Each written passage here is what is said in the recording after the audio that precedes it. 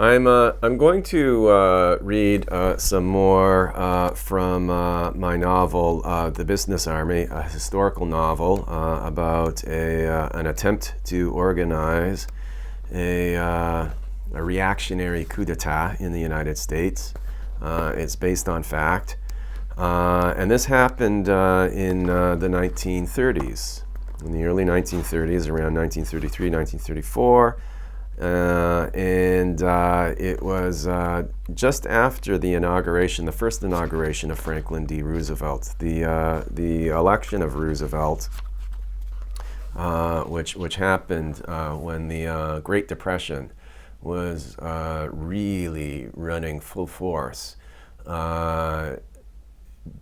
It elicited quite a bit of hope among average Americans, but it also elicited quite a bit of fear among the well-to-do and the investor class, the people, the men who ran Wall Street. They were nervous about what government would do.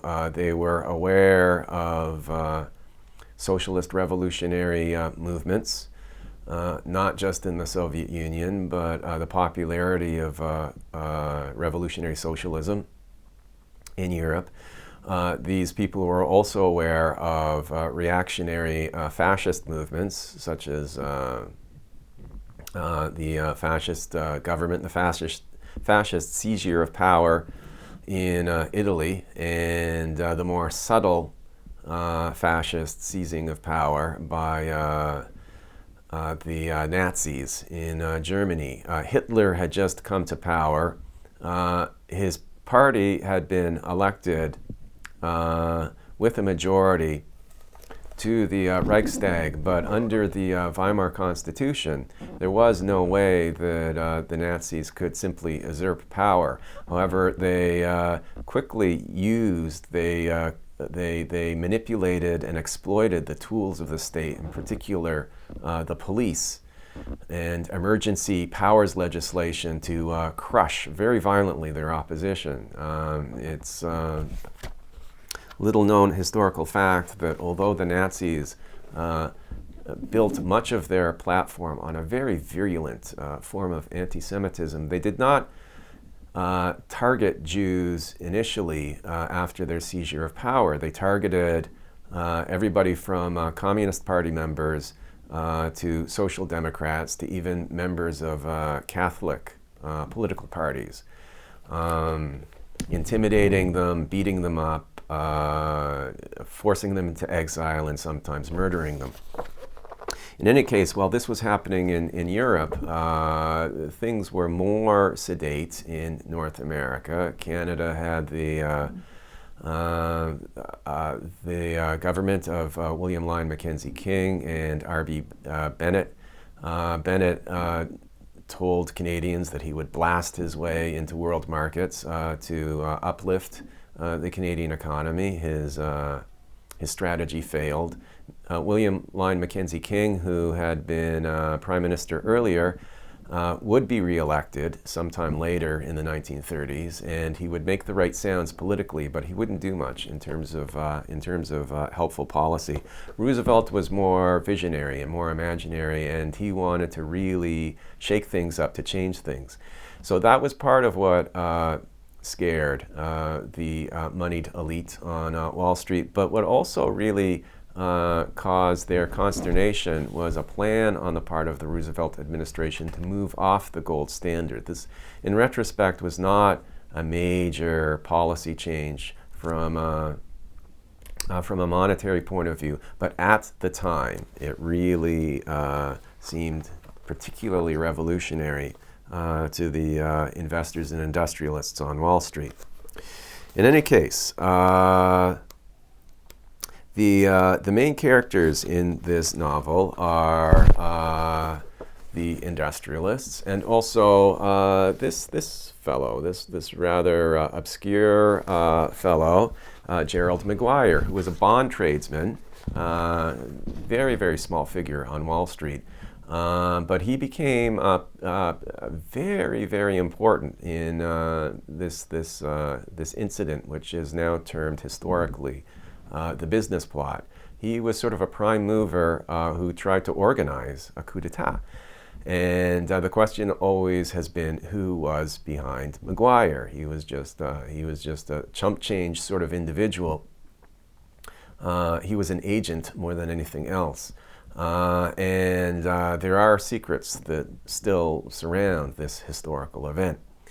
And the other main figure in the novel, the other main figures are, of course, Roosevelt and his administration, and finally a Marine general who was at the time very iconoclastic, and who still is a very interesting, unusual figure in American history. And his name was General Smedley Darlington Butler. Butler was a Marine. He was hardcore in some ways, but he was also a free thinker, and he wrote a very, very interesting pamphlet called War is a Racket, a very strong attack on America's international wars, particularly those in Central America and in China. Now, the section that I'm going to read from in the novel, by the way, this is an illustrated novel, and I've used both archival photographs and my own artwork in it, and I have a couple of versions of the novel, partly as a regular sort of text-only manuscript, and also as a kind of screenplay novel. This is a genre that I developed in order to sort of advance this idea that novels should be more like movies. In any case, the scene now is just after the inaugural speech of Roosevelt, and a virulent reaction to it as a group of Wall Street businessmen listened to the speech on the radio. Next, we go to a diner in New York City. Cut to interior, a diner in New York City. A few patrons are seated in booths or at the main counter. A dark-haired, middle-aged, but still rather pretty waitress serves coffee and toast. SFX, FDR's speech muted in the background. SFX, the door opening with a tinkle. A pudgy, ruddy-cheeked man enters. He wears a dark three-piece suit and a pork pie hat. The pudgy man sits at the counter. Waitress, hi there. Man, neutrally, hello. Waitress, what can I get you? Oh, bacon, eggs, toast, and cream coffee sounds good.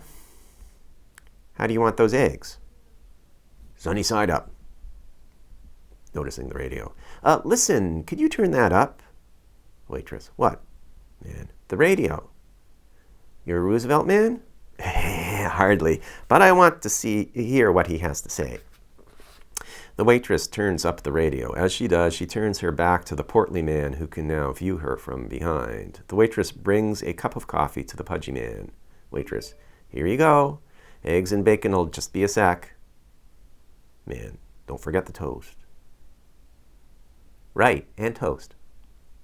Man, with a suggestive smile. Do you know why they call it toast? The waitress looks at him blankly. Man, going for the punchline. Because it's warm on both sides. The waitress simply keeps looking at the pudgy man, her expression remaining inexpressive, as if she's expecting more. Then it suddenly sinks in for her. This is a joke. She laughs raucously. We see a close-up of her mouth, its large, essentially healthy, but nicotine-stained teeth, its gums. She looks more directly at the pudgy man. He looks more directly back, his smile now slower, more calculating and confident.